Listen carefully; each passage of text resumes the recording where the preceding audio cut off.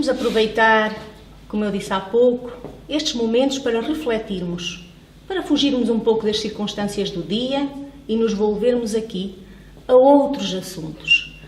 O assunto de hoje diz respeito a um tesouro.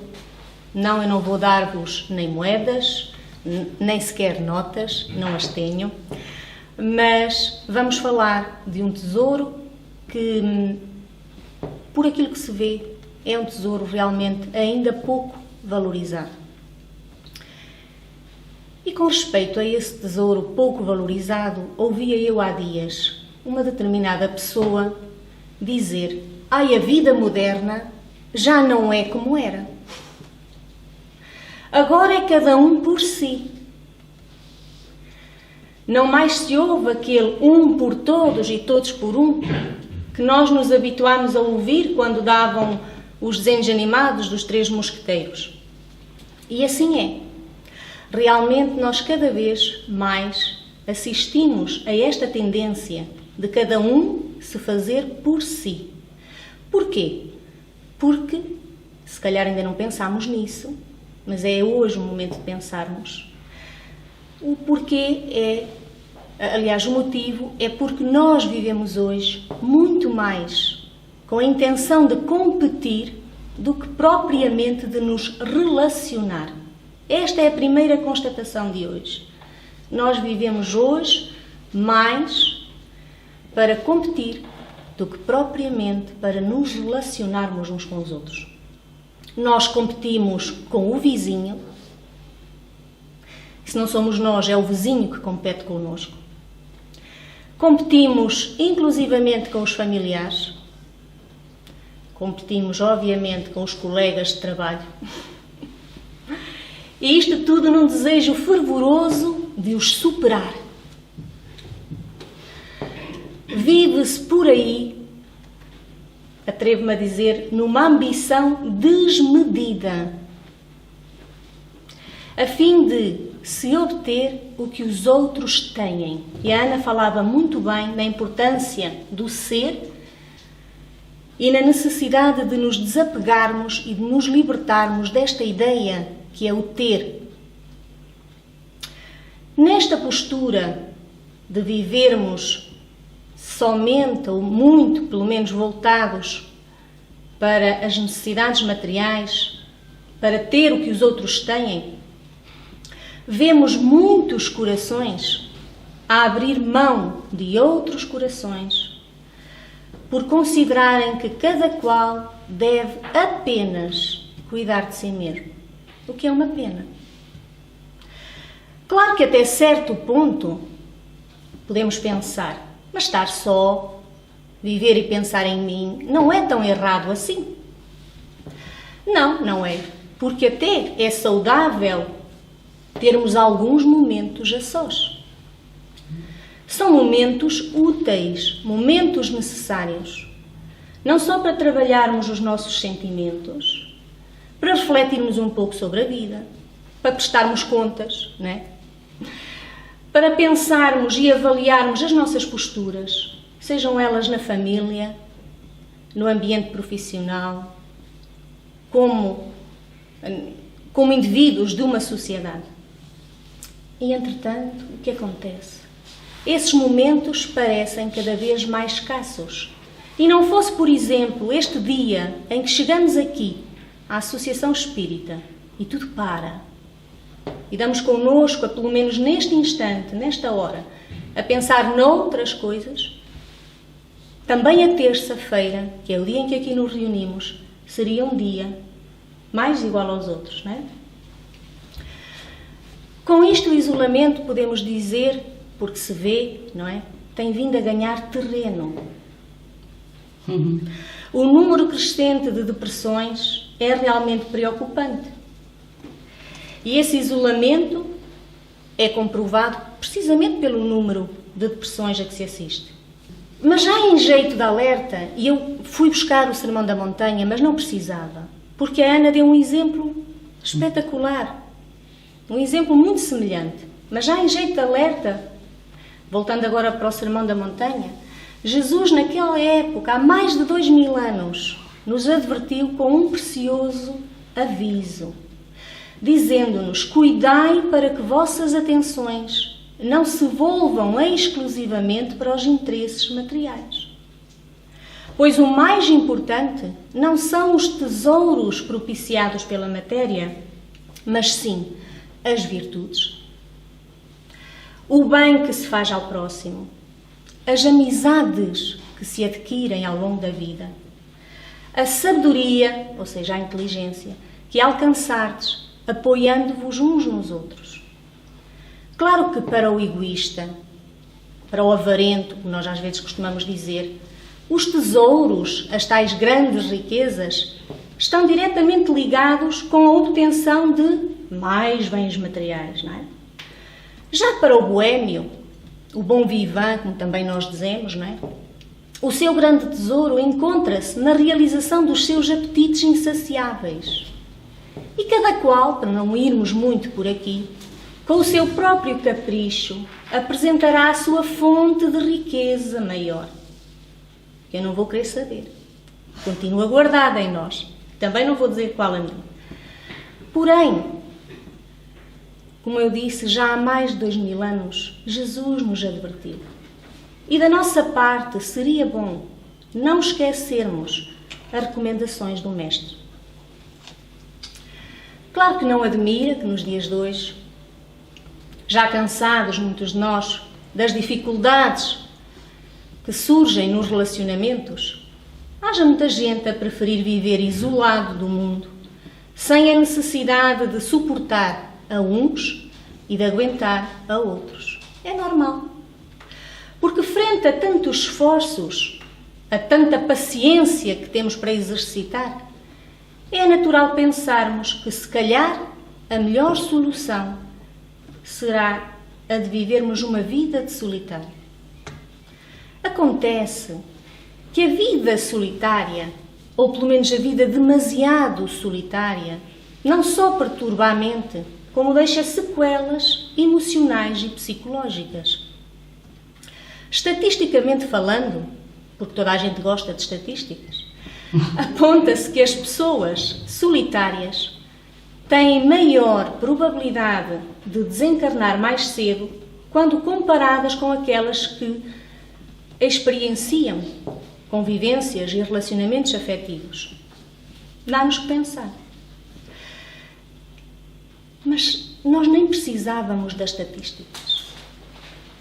Porque basta olharmos para nós, enquanto humanos, e observarmos, para depressa concluirmos que nós fomos feitos para socializar. Dos chamados animais irracionais, quase todos nascem prontos para a sua própria sobrevivência. Mas na espécie humana, não. Já pensaram nisso? O ser humano é o que apresenta maior escala de interdependência, podíamos dizer de dependência. Tirando a bagagem, como nós sabemos, das aprendizagens trazidas das vidas anteriores, o espaço que nós também trazemos para aprender coisas novas é gigantesco. Quanto tempo não leva uma criança a andar sozinha? Ora, aí está a prova. A tomar decisões importantes, um jovem.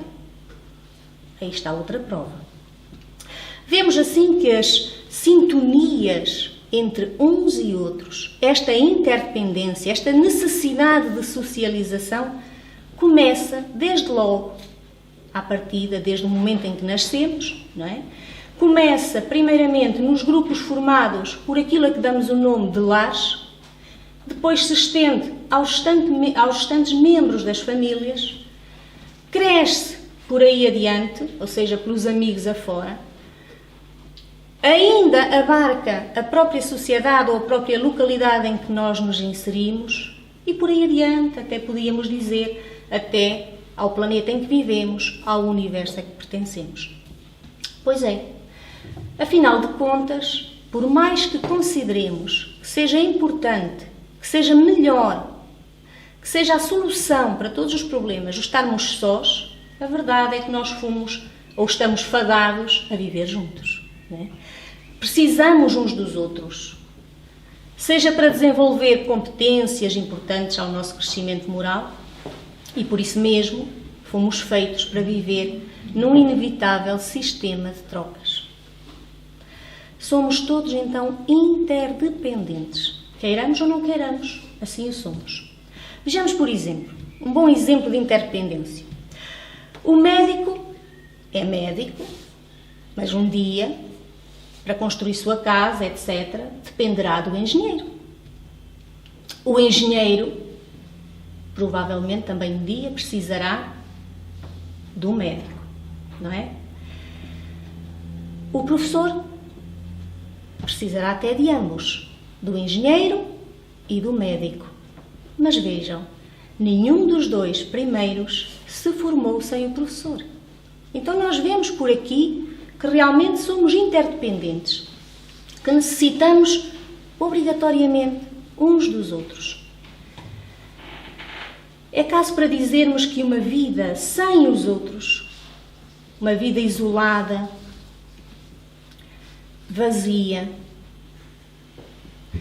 seria também uma vida com pouca alegria, provavelmente, uma vida inexpressiva e, atrevo-me a dizer até, uma vida sem sentido. Ao nos isolarmos, nós fugimos, ao fugirmos, aliás, da sociedade, nós estamos a perder uma grande oportunidade. E isso é o que o Espiritismo nos vem dizer, mas mesmo que não fôssemos espíritas, é fácil concluirmos isso. Pela necessidade da convivência, nós percebemos que ao nos isolarmos, estamos a perder a grande oportunidade de progredir pela convivência entre uns e outros, de trocarmos experiências, de partilharmos conhecimentos e também qualidades. Por isso é que dedicamos este momento de hoje a este precioso tesouro que é a amizade. É na amizade que o ser humano, essencialmente sociável, encontra estímulos para crescer, quer moralmente, quer espiritualmente. Esta é a primeira assertiva que o Espiritismo nos apresenta. Então, viver conjuntamente, podemos já retirar daqui uma conclusão. Viver em conjunto é para nós uma necessidade, mas é muito mais do que uma simples necessidade. É uma necessidade orgânica, é também uma necessidade espiritual. É uma necessidade individual, mas ao mesmo tempo é uma necessidade coletiva. Não há como não ser uma necessidade. Estamos tramados. Então, segundo o Espiritismo, as relações humanas serão sempre pautadas pelas dificuldades que cada um traz na alma. E isso é óbvio. Porque as dificuldades, os atritos que existem entre nós, se pautam precisamente pelas dificuldades que nós mesmos carregamos. Não poderia ser diferente. Não há ninguém no planeta que não se aborreça quando, por exemplo, recebe do outro o que não gostaria de receber. Mas também não existe ninguém no nosso planeta que possa afirmar que, com o seu modo de falar, com o seu modo de ser, com o seu modo de agir, não tenha alguma vez causado aborrecimentos ou mágoas a outra pessoa. Mesmo que involuntariamente, nós fazemos-lo. E porquê? Em virtude do nosso pouco adiantamento moral. Nós não somos assim tão evoluídos. Jesus disse-nos tantas coisas há mais de 2000 anos. E nós ainda nos matamos uns aos outros, não é? Ainda nos chateamos, nos aborrecemos com coisinhas tão pequenas. Por aí vemos o quão distantes estamos do tal progresso moral, da tal elevação moral de que nós tantas vezes aqui falamos.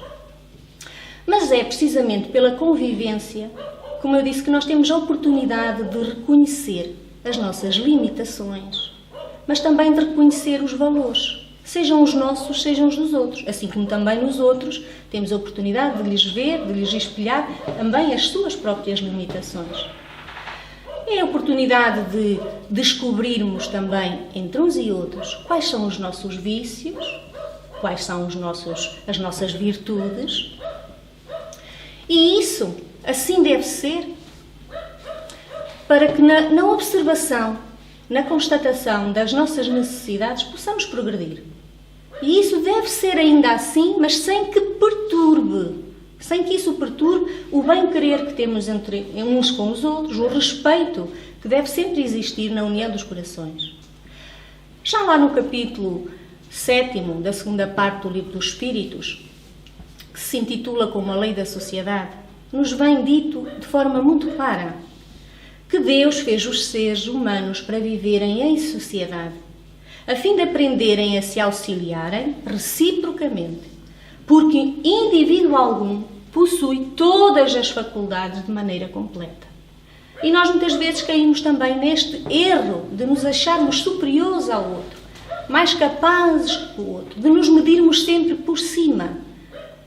E se assim fizermos, torna-se difícil amealhar amigos, conviver seja com quem for, até porque os outros nunca estarão ao nosso nível, na nossa forma de pensar, não é? Portanto, vai ser difícil. Ainda na questão 768, o codificador anota: pela união social, nós nos completamos uns aos outros, para assegurar bem-estar e para progredir. Por isso é que temos a necessidade um dos outros, porque nós fomos feitos para viver em sociedade, não isolados, para crescermos juntos, não é? Nesta ambivalência de conhecimentos que uns têm, que outros necessitam de aprender. Então, nesta troca, porque a vida é uma troca constante. Então, pensando assim, outra constatação que podemos fazer é de que realmente é desnecessário, é improdutivo continuarmos a querer a viver carregados de mágoas, de malcrenças uns com os outros. Porque se há tanto a realizarmos, não é? Tanto de bom, tanto de útil a cada dia, e o tempo, como vemos, está cada vez mais apressado, não faz sentido alimentarmos essas mágoas na nossa própria alma, não é? Seja ela qual for a sua intensidade. A amizade em si é difícil de definir. Num dos dicionários dizia: sentimento de grande afeição, de simpatia, por alguém não necessariamente unido por parentesco ou relacionamento sexual. Mas nós o que vemos é que a amizade realmente atende àqueles dois objetivos elencados por Kardec: o bem-estar e o progresso individual, que no fundo é também o progresso coletivo. Porque o convívio com as pessoas amigas preenche a nossa necessidade de intercâmbio afetivo, porque nós temos essa necessidade ainda do afeto, não é? E possibilita-nos as tais formas de crescimento pessoal que talvez não possam ser encontradas noutros tipos de relacionamento. Há coisas que nós dizemos ao amigo, que não dizemos se calhar à mãe, que não dizemos ao pai, não confidenciamos ao marido. Então há uma série de aprendizagens, de sentimentos de entreajuda que só se possibilitam na amizade, pela amizade, fora dos laços da consanguinidade, muitas vezes, não é? Todos, indistintamente, necessitamos, como eu já disse, de conviver, mas nós sabemos que é mais fácil, convivermos com aqueles que já nos causam uma certa empatia. Porque com esses, não é? Nós sentimos-nos mais à vontade, sentimos maior abertura, sentimos aquilo que nós dizemos muitas vezes aqui, maior afinidade, não é? Também sabemos que os amigos, por mais que a gente tente, não se compram. Existe essa expressão, não é? Que os amigos não se compram. Pois de facto não, porque os amigos se conquistam, cultivam-se. Daí-se dizer que a falta de amigos não consegue ser também preenchida nem pelo dinheiro, nem pelo poder, nem pelo sucesso. Porque aqueles que têm tudo isso, se não tiverem amigos, sentem um determinado vazio. E nós vemos daqui a importância da amizade, a importância de termos amigos. Segundo Joana de Ângeles, no livro Momentos de Esperança, e eu passo a ler a sua mensagem, ela diz-nos assim: a amizade é o sentimento que imanta as almas umas às outras, gerando alegria e bem-estar. A amizade é a suave expressão do ser humano que necessita intercambiar as forças da emoção sobre os estímulos do entendimento fraternal. Inspiradora de coragem e de abnegação, a amizade enfloresce as almas, abençoando-as com resistência para as lutas. Há no mundo moderno muita falta de amizade, diz Joana de Ângeles. O egoísmo afasta as pessoas e as isola. A amizade as aproxima, as irmana. O medo agride as almas e infelicita, mas a amizade apazigua e alegra a todos os indivíduos. A desconfiança, nós também sofremos um bocadinho disso, não é? Desarmoniza as vidas e a amizade vem depois para equilibrar a mente, para dulcificar o coração. Na área dos amores, de grande profundidade, a presença da amizade é fundamental. Nós vemos isso num casamento, não é? Numa união. Ela nasce de uma expressão de simpatia, a amizade. Firma-se com as raízes do afeto seguro, fincadas nas terras da alma, ou seja, lá dentro de nós. Quando outras emoções se estiolam no vai-vem dos choques, a amizade perdura, companheira naqueles que se estimam. Porque quando a amizade é verdadeira, nada a derruba, não é? Se a amizade fugisse da terra, diz Joana de Ângeles, a vida espiritual dos seres se despedaçava. Ela é meiga, paciente, vigilante e ativa. Sustenta na fraqueza, liberta nos momentos de dor. Cultivá-la constitui um dever de todo aquele que logra êxito de si mesmo. E é verdade. Se queremos realmente evoluir, e penso que esse é um dos propósitos que nos faz vir aqui às terças, tentar compreender esta doutrina, de facto precisamos também enverdar neste caminho de valorizar cada vez mais aqueles que estão à nossa volta.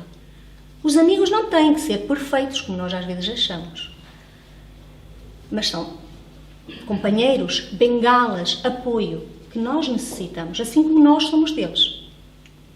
Só que nós temos a tendência, vamos dizer assim, de alimentar uma percepção fantasiosa daquilo que é a amizade.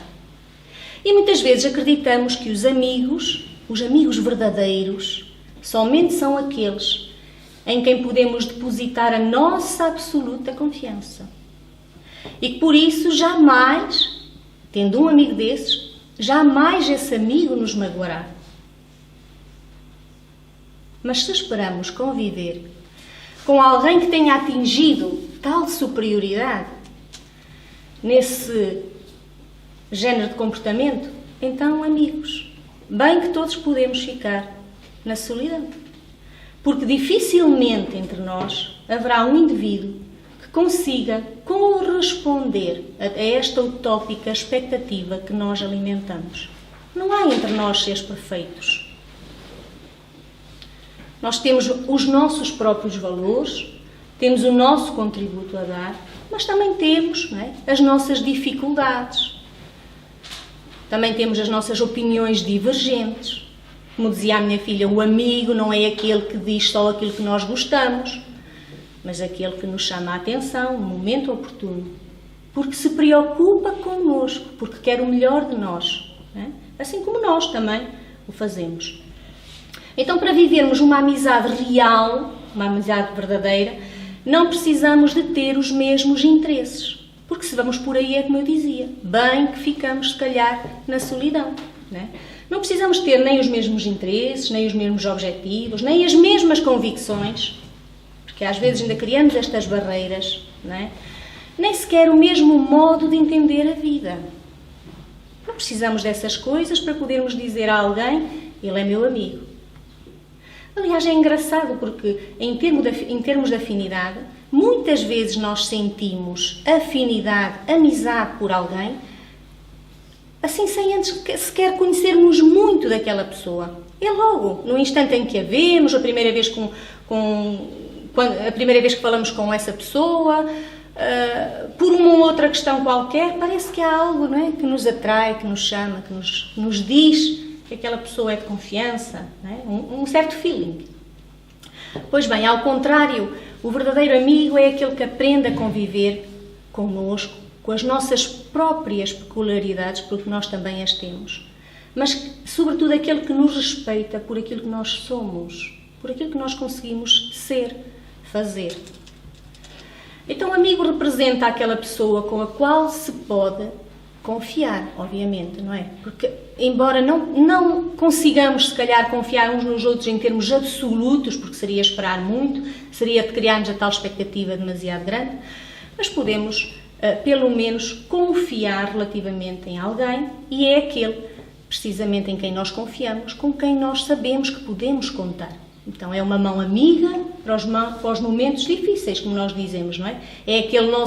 O amigo é aquele nosso companheiro de jornada, não é?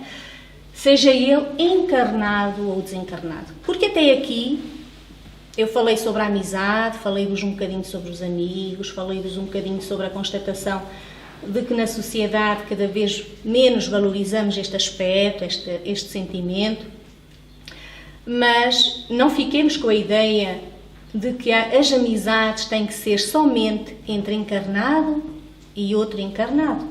Até porque, quantas vezes nós aqui na associação não falamos do nosso amigo espiritual, dos amigos e dos benfeitores espirituais. Também eles nos ajudam, também eles são nossos amigos.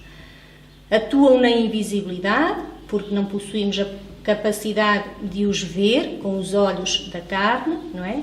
Mas lhes sentimos tantas vezes o amparo, a proteção, seja naquele momento em que, enquanto fazíamos marcha atrás, não reparávamos no carro que estava atrás, não é? E de repente qualquer coisa nos fez parar, lá estava a ajuda espiritual. Seja naquele momento em que nós fervorosamente pedimos apoio para resolver determinada situação, e de repente parece que se abrem os caminhos, tudo se dissipa e o tal grande problema passa a ser pequenino, não é? A representar um nada no nosso dia, e nós dizemos obrigada, porque sabemos que fomos ouvidos, que eles estiveram ali connosco. Então, esses amigos que nós precisamos cada vez mais de alimentar nas nossas vidas, não são só, como eu disse, os amigos encarnados, mas também os amigos desencarnados, com quem habitualmente deveríamos conversar. Quem melhor que esses amigos desencarnados para nos entender? Se eles já passaram, provavelmente, por situações idênticas às nossas. O nosso anjo da guarda já se encontra numa posição superior, por isso, mais capacitado está para perceber as nossas necessidades, para ver o que é melhor para nós. Como dizia a Ana, porque nem tudo nos é lícito, mas nem tudo nos convém, não é? Além disso, o verdadeiro amigo sabe alegrar-se com a felicidade alheia. Mesmo que com essa felicidade alheia ele não obtenha vantagens com aquela situação. Então por aí se espelham quem são os verdadeiros amigos. Se nós esperarmos conviver com alguém, como eu disse, que já tenha atingido uma determinada superioridade, pois então estamos a criar somente as expectativas.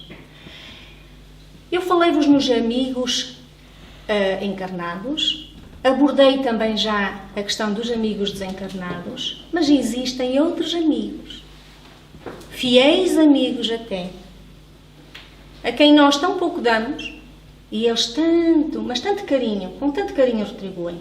Falo-vos dos animais, sobretudo aqueles nossos animais de estimação, não é? Que parecem entender-nos, que nos lançam a patinha naquele momento quando nos veem tristes, que se aninham nas nossas pernas quando nós estamos em baixo, como que a dizer-nos eu percebo-te, não é? Portanto, são verdadeiros amigos também. Além de que, se não tivéssemos amigos encarnados, se não tivermos sequer um animal de estimação, Temos ainda os bons livros, que também podem ser bons amigos, quando nos auxiliarem a compreender, não é? Como alguns livros espíritas que nós aqui mencionamos tantas vezes, são eles também uma boa referência de amigos. Então, amigo é aquele, como eu vos disse, que aprende a conviver com as nossas peculiaridades, mas que ao mesmo tempo nos respeita por aquilo que nós somos. Por isso é que também costumamos dizer que ser-se amigo é uma arte, porque é difícil sermos amigos, bons amigos. Ser amigo, eu até me atrevo a dizer, é como um dom. É um dom que nem toda a gente tem. Há pessoas que se desligam facilmente das outras pessoas, mas não significa isso que não tenham sentimentos. Simplesmente não sentem aquela necessidade de estar constantemente juntos, não é? De conversar todos os dias, de ver o que é que se passa na vida do outro a cada passo. Mas não deixam de guardar esses bons sentimentos no coração. Há aqueles amigos, porque hoje em dia temos muitas qualidades de amigos, há aqueles amigos que nós intitulamos de amigos porque são os nossos seguidores, por exemplo, nas redes sociais. Obrigada, Jorge. E há quem se congratule a dizer, eu tenho não sei quantos mil seguidores, são meus amigos. Mas será que é esse género de amizade que vai contribuir para o nosso crescimento? Nos tempos que correm, nós até assistimos a outros géneros de amizade. Aquelas amizades que nós dizemos, é uma amizade por conveniência. É uma amizade pautada em interesses pessoais. Pois essa também não nos levará a bom porto, porque no momento de precisarmos, se por acaso, por exemplo, nos falharem as condições económicas, provavelmente esses são os primeiros amigos a se afastar. É demonstrar que não eram verdadeiros amigos. E por isso é que nós também dizemos, antes ter menos, mas bons, que muitos, não é? Mas passageiros. Então o amigo é uma bênção que nos cabe cultivar no clima da gratidão. Nós devíamos ser gratos pelos poucos amigos que temos. Porque nós, é verdade, se começarmos a pensar bem, em termos de quantidade, nós vemos que, afinal de contas, naqueles momentos decisivos ao longo da nossa vida, não foram os seguidores que nos apoiaram, não é? Não foram aquelas tantas centenas que nos acompanham pelo Facebook. Foram meia dúzia delas, se tanto. Se tanto. Os que nos abriram a porta, os que nos vieram visitar, os que nos deram aquela palavra amiga, né? Os que nos ampararam naquela necessidade. Foram poucos. Então quem diz que ama, mas que não procura ao mesmo tempo compreender nem auxiliar, não procura nem amparar, nem servir, é aquele que ainda não saiu de si mesmo ao encontro do amor em alguém. E nós precisamos disso, de fazer esse inverso. Porque a amizade verdadeira não é cega. Nós às vezes dizemos, a amizade é cega. Quando existe um sentimento, então, de amor, é uma coisa brutal, o outro já não vê nada. Não é bem assim. A amizade não é cega. A amizade vê os defeitos nos corações dos amigos, não é? No entanto, a amizade verdadeira deve ser aquela que sabe amar mesmo assim, entendê-los mesmo assim, aceitá-los mesmo assim, não é?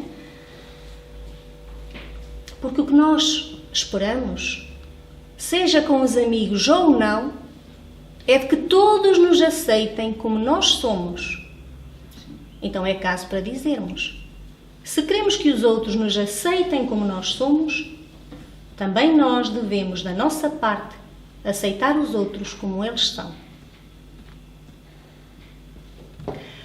Então, em qualquer dificuldade com as nossas relações afetivas, nós precisamos nos lembrar disto e nos lembrarmos, sobretudo, de que toda a criatura humana é um ser inteligente, sim, mas ainda um ser em transformação incessante.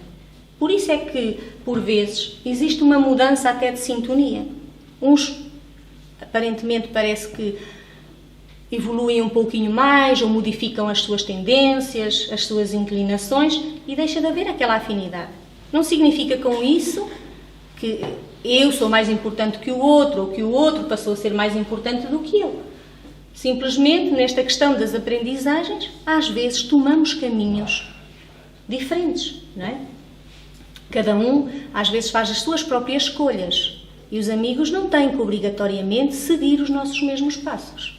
Porque nós também caímos, às vezes, neste erro de achar que quem é meu amigo tem que sair por mim, tem que fazer o que eu quero, não é? Tem que aceitar as minhas opiniões. Não pode ser, olha o que nós dizemos tantas vezes, se fores meu verdadeiro amigo, tu não podes ser amigo de fulano. Nós até impomos ao outro. Pois um verdadeiro amigo, não é? Não deve ser alguém que tem que ficar restringido como uma posse, como um bem material a nós mesmos. A Ana há bocadinho falava-nos da necessidade de nos desapegarmos. E nós, inclusivamente, precisamos deste aspecto, de também nos desapegarmos, de libertarmos do outro. O outro é quem é. Temos a sorte de o termos connosco. Mas isso não nos dá o direito de o aprisionarmos, de lhe aprisionarmos inclusivamente a mente, os atos, de lhe dirigirmos a vida. Nós confundimos as questões, né? Confundimos a amizade. Então, quanto mais, a verdade é que quanto mais amizade você der, mais amizade nós receberemos. É como a famosa frase do quanto mais se dá, mais se recebe. Assim também é na amizade. Se Jesus nos recomendou até amar os inimigos, imaginemos, com que imenso amor não nos compete amar aqueles que já nos oferecem o seu coração. Há outras formas, como eu disse, de amizades possíveis, a dos animais, a dos bons livros, a dos nossos protetores espirituais. Estes 3 aspectos são de extrema importância para nós. Porquê? Para nós não nos sentirmos jamais sozinhos. Porque só está na solidão quem efetivamente, sem saber, muitas vezes, se deixa permanecer naquela situação. Há dias diziam, um colega aqui da associação, estive uns dias sem aqui vir. Já me estava a sentir mal. Senti que precisava de retornar, não é? A estes amigos, a este ambiente, porque essa pessoa já se estava a isolar em si, a permanecer demasiado sozinha. E então nós precisamos ter esta coragem de nos olharmos, de vermos a situação em que estamos e de procurarmos sair para uma situação melhor. Esse também é um dever nosso. Sejamos nós também amigos de nós mesmos. Porque muitas vezes também esquecemos desse aspecto. Queremos que os outros sejam nossos amigos, não é? Desejamos ter muitos amigos. Somos amigos de muita gente. E, no entanto, esquecemos de ser amigos de nós mesmos.